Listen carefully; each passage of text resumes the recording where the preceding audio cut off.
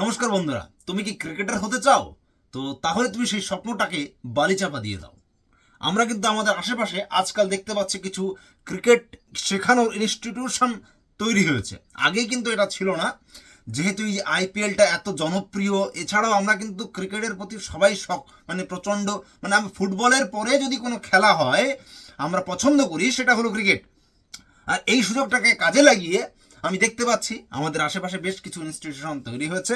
কিন্তু এটা বলছি যে ক্রিকেট খেলাটাকে নিজেদের জীবনের ক্যারিয়ার হিসেবে যদি তুমি বেছে নাও তাহলে কি হবে? সম্ভব না ভাই, তুমি জীবনে কখনো আইপিএলে চান্স পাবে না, যতই তুমি ভালো ক্রিকেট খেলো। আর ইন্ডিয়া টিমে অসম্ভব। আমারও একটা সময় স্বপ্ন ছিল যে আমিও একটা বড় ক্রিকেটার হব বা ক্রিকেটের কিট ফিট কিনে প্র্যাকটিস করতাম, কিন্তু জানতে পেরেছি আমি পরে যে অসম্ভব ওটা। তুমি সর্বোচ্চ তুমি ক্রিকেট খেলতে পারো সেকেন্ড ক্লাস। সেকেন্ড ক্লাস খেলতে পারো প্রথমে ক্লাব ক্রিকেট, যেমন ওই কলকাতায় দেখতে পাবেন বিভিন্ন বড় বড় ফুটবল ক্লাব আছে, ঠিক তেমনই তুমি কোনো একটা সংস্থা বা কোনো একটা ক্লাবের হয়ে সর্বোচ্চ তুমি খেলতে পারো ক্রিকেট।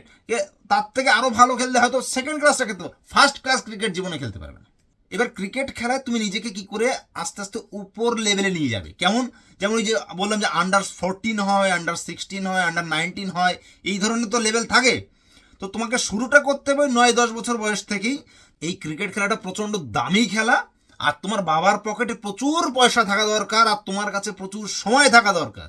দিনের পর দিন তুমি নিজেকে বাস পড়াশুনো ছেড়ে দিয়ে, হয়তো বা পড়াশুনো করছো, কিন্তু দিনের পর দিন সময় দিতে হবে ওই ক্রিকেটের প্রতি।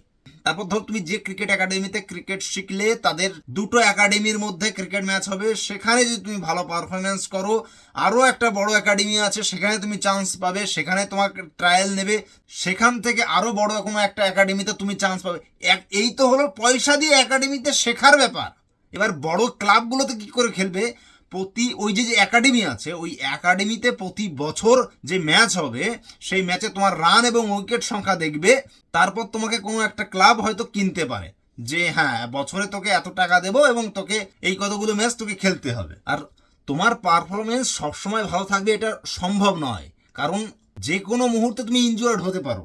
এইবার ক্লাব ক্রিকেটের পরেই আসে টাকার খেলা। আমি যে দুজন ক্রিকেটারকে দেখেছি, ঋষভ পন্ত আর আকাশ মান্ডওয়াল, এই রাজস্থান রয়্যালস যে টিমের এই বছর 2025 আইপিএলের একবার ম্যান অফ দ্য ম্যাচ হয়েছিল এবং প্রায় ম্যাচে ও খেলে থাকে। আমি এই আকাশ মান্ডওয়ালের সম্পর্কে একটু বলে নিই। ওর একটা রেকর্ড আছে 5 উইকেট দিয়ে 5 রান দেওয়ার ফার্স্ট ক্লাস ক্রিকেটে। এছাড়াও ও উত্তরাখণ্ড টিমের ক্যাপ্টেন ছিল। এবং এবার আমি বলিনি, ঋষভ পন্তের বাড়ি বহু বছর আগে থেকে প্রাইভেট স্কুল আছে, তাহলে ভাবুন সে কত কোটিপতি।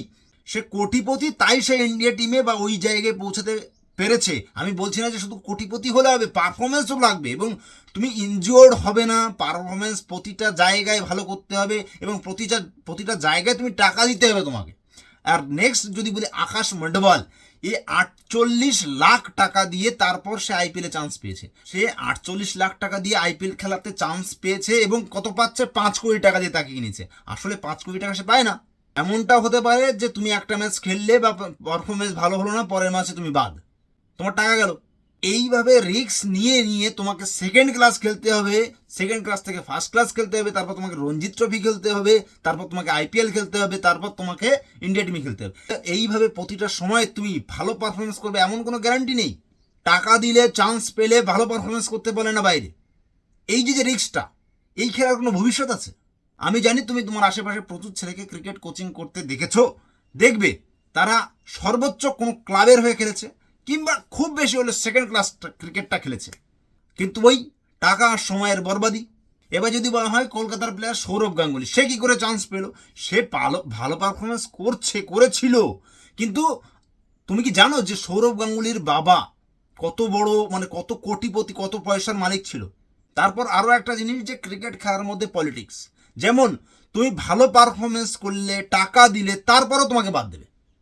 এইবার এই যে জিনিসটা, এটা প্রতি পর্যায়ে হবে। তুমি যে ওই second class, first class, district, block, এই সব যে জায়গায়, প্রত্যেকটা জায়গায় হবে। ভালো খেলা, ভালো পারফরমেন্স করেছো, তারপরে তুমি বাদ। তারপর তোমাকে প্রিয় পাত্র হতে হবে, যেমন বলবে তেমন শুনতে হবে, কোচের কথা, ক্যাপ্টেনের কথা, সবার কথা শুনতে হবে। আলটিমেটলি এটা তোমার বাবার প্রচুর পয়সা থাকতে হবে, তোমাকে বিনা ইনজুরিতে একের পর এক ম্যাচ পারফরমেন্স ভালো করে যেতে হবে। তোমার জীবনে একটাই ধ্যান জ্ঞান থাকবে, সেটা হলো ক্রিকেট খেলা। তাহলে যদি তুমি ক্রিকেটে কিছু করতে পারো। প্রত্যেক বাবা মাই চায় তার ছেলে বড় হয়ে নিজের পায়ে দাঁড়াক, কিন্তু ক্রিকেট খেলাটাকে যদি কেউ কেরিয়ার হিসেবে বেছে নেয়, তার জীবন অন্ধকার। এবং যখন তার 27-28 বছর বয়স হবে, তার ওই ক্রিকেট খেলার স্কিল জীবনে কোনো কাজে আসবে না। হয়তোবা পাড়ার টিমটাকে জেতানোর কাজে আসতে পারে, কিন্তু ওতে পেটের ভাত হবে না। অতএব ক্রিকেটটাকে কেরিয়ার বেছে নেওয়া আমার মতে একদমই ঠিক নয়। নিজের মাইন্ডটাকে অন্যদিকে ডাইভার্ট করো, নিজের পায়ে দাঁড়াও, অন্য কোনো পেশা খোঁজার চেষ্টা করো। নমস্কার বন্ধুরা।